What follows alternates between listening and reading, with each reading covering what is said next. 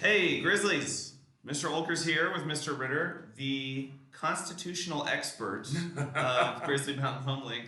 Today we are celebrating Constitution Day, and so I'm here with Mr. Ritter, and I saw that shirt he's wearing, and I said, "What? 1776, right?" And so we are going to make a quick little video to celebrate Constitution Day of Mr. Ritter's top 5 misconceptions about the Constitution. Yeah, there are a lot of misconceptions about the Constitution, right? Yeah. I mean, we learn about it when we're young, and a lot of times that's kind of the last thing that we know. Yeah. And so we have some things that we kind of created as kids that maybe aren't necessarily accurate. Okay, so are we going to do this like David Letterman countdown? Okay, 5, 4, 3, yeah, 2, 1? absolutely. Okay, all right, what's number 5? All right, number 5. So you're going to make me adjust my position here.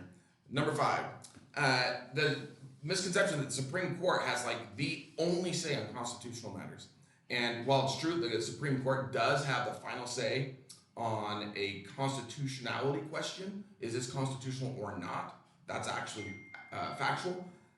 The states can then take a determination, a decision by the Supreme Court, and they can extend that. So the Supreme Court provides a decision that's really like a floor, and states can go all the way up to whatever they establish as the ceiling for that. Interesting. So yeah, with lots of examples, but if you were to say, the Supreme Court said, their separation is separate but equal, is unconstitutional, and then what flows out of that is integration, and then you end up with states saying, not only are we going to integrate schools, but we're going to ensure that those schools have the same composition as the communities that they serve.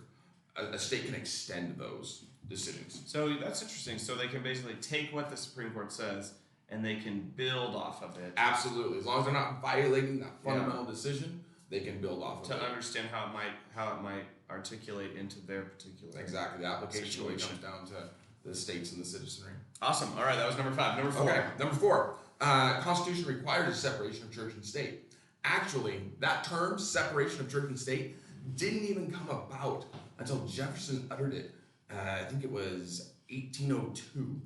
Okay, so almost a decade after many of the amendments were being written. And so the Constitution does seem to indicate that the federal government's not going to establish a religion. And that's really well preserved throughout our history. But that states and state religions, that gets murky. Right? In fact, North Carolina, I think it tried to establish a state religion back in 2013, and it failed. Nevertheless, there's a lot of controversy around how much separation does there have to be. Is it a wall, or are we talking about more like you're not going to compel anyone to have a religion, and yet certain parts of our government acknowledge that they acknowledge a supreme being, they acknowledge a God, and so there is some gray in there. And in fact, Supreme Court has recently decided that in some cases, the government must support religious organizations and give them equal access as other organizations to public spaces, sometimes public funds. So it's a really, really interesting, ongoing, evolving situation. Interesting. Yeah. Interesting. Yeah, because I think I heard once that there was even the Capitol building was used for Sunday church services early on. You know what? I actually can't speak to it because I don't know, but it wouldn't surprise me a bit. Yeah. Okay. All right. Number 3. All right. There is this conception that the amendments are written in the order of importance. First Amendment is the most important. Second Amendment is the second most important, and so on. And in actuality, that First Amendment is critical. It's super important. It's the freedom of speech. It's something that we hold near and dear as Americans, and yet it was third in line when the Constitution was originally drafted. The first was something about representation in the House of Reps. The second was about congressional pay. That was a really important one. And because they didn't pass the 3/4 ratification requirement, then by default, the Third Amendment became the First Amendment. So, yeah, it's not necessarily sort of an accident that it was. But it worked out for us because we tend to agree. All right. Yeah. Are we down to number 2? Number 2, the Constitution was the original guiding document of the United States. And in fact, that's not accurate. The original guiding document of the United States was a compilation of documents called the Articles of Confederation. The Articles of Confederation had really strong states' powers In fact, each state was sovereign, which essentially meant we had 13 countries that were like friends. And that was great, but the central government was so weak. We were so scared of Great Britain and some of the abuses that we made this super weak central government that could not raise taxes. We didn't have a standing army or a navy, because if you can't raise taxes and you don't have the power to compel people to be soldiers and sailors, then how are you gonna have an army? Yeah. Right? Yeah. And so it was just, it wasn't functioning well. And so the Articles of Confederation we came together in the Constitutional Convention and looked at the Articles of Confederation, and we're gonna rewrite them, and pretty soon they were like, oh my gosh, this is a mess. We're actually gonna draft an entirely new framework for government. And so that's the US Constitution. Sometimes it sounds like it was kind of a happy accident. Man, I'm telling you, if you look at history, happy accidents and not so happy accidents they're everywhere. Awesome. Yeah. All right, last one. Number one. Misconception. Misconception.